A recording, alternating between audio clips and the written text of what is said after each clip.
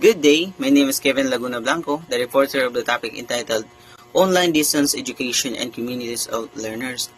Distance learning is a form of learning without a face-to-face contact with the teacher and delivered via telecommunications. In the past, this involved corresponding courses wherein the student corresponded with the teacher via emails or mails. This turned out to be beneficial since universities added students without having to construct classrooms while they enjoy being able to work anytime, anywhere at their convenience.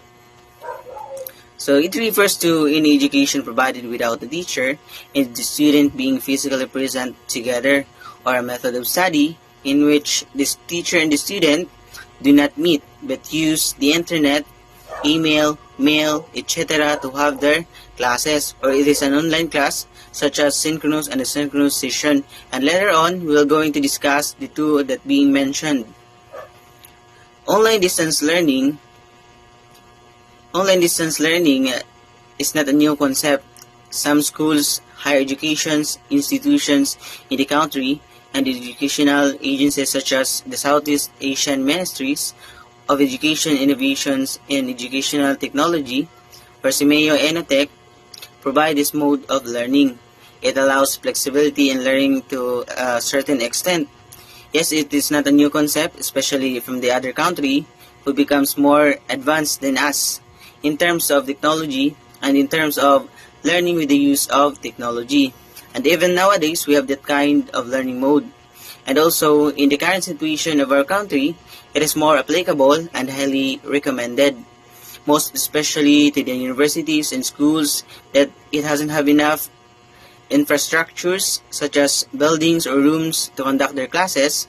Still, they can allow the students to enroll in their university for that reason.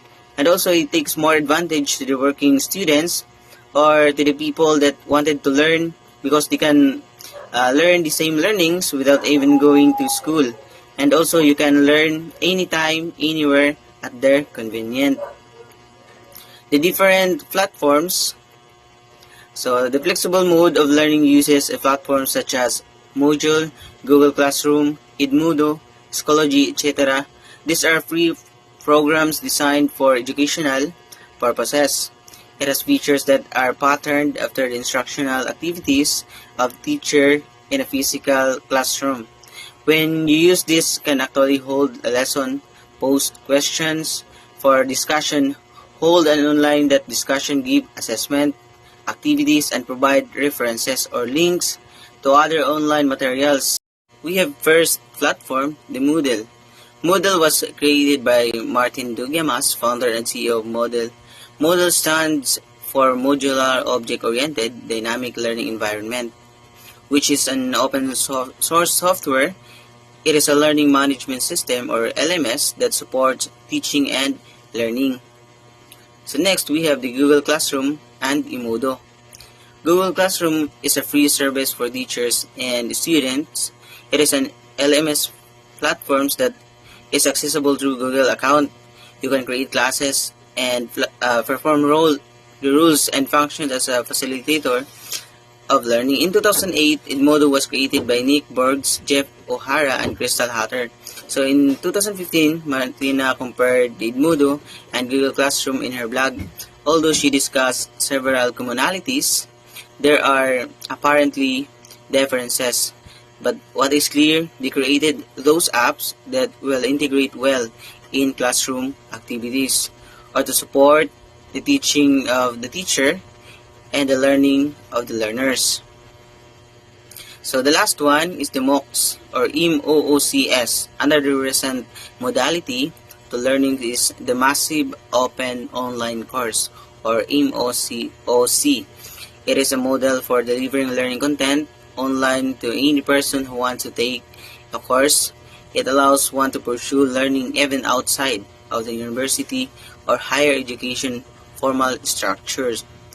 In learning flexible mode or online distance learning, the activities can be done in two ways: the synchronous and asynchronous session.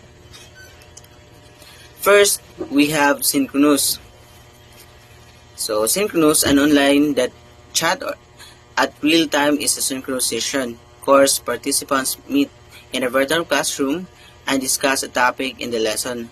So wherever they are situated in the world, they agree on a scheduled session and log in to join the live class. The LMS has this feature the teacher called as the online tutor facilitates the discussion. Ideas are posted in an actual live class. So it is an online class. Best example of this is like the previous classes that we have, that we are going to have a Google Meet at a real time. Although we are not in a face-to-face classes, but still we have the class at a real time and the teacher and the student far from each other.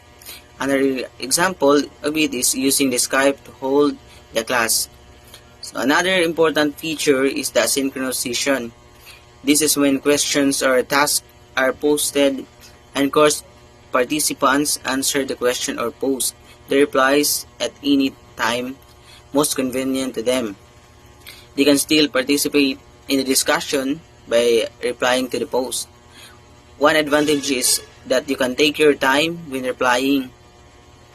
So example of this is the teacher would send an activity or a lesson to the students in a Google form for us to answer or to study.